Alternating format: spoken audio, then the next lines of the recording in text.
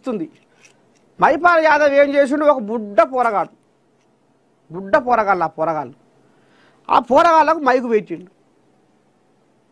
ఆ పోరగాళ్ళు కూడా ఎవరిది, నువ్వు ఏడికి వచ్చినావు, ఎవరు పెట్టిరు నీకు అన్నము, ఎవరు చేస్తున్నారు ఆ అన్నదానం కార్యక్రమం, ఎవరు చేస్తున్నారు పిల్లగా అని ఆ బుడ్డ పిల్లగాని మందలిస్తే సీనన్ను అంటుండు. బుడ్డ పోరగాడు గింతే ఉండు ఆ పోరాడు. ఇప్పుడు ఆ వీడియో చక్కర్లు కొడుతుంది మొత్తం ఆదిలాబాద్లో. ఇంకో బుడ్డ బుజ్జిని మందలు ఇచ్చిండు.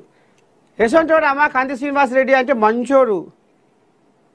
అంటే ఈ రకంగా జనాల గుండెల్లో నాటుకపోయింది కంది శ్రీనివాసరెడ్డి.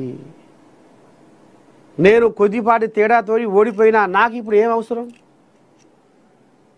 సామాజిక సేవలో ముందుండాలనే ఆలోచన ఆయనకి ఇప్పుడు అసలు ఉండవలసిన అవసరం కూడా లేదేమో అనిపిస్తుంది. కానీ ఆయన నేను జనాల కోసమే బతుకుతా, ఈ ప్రజలే నా కుటుంబము,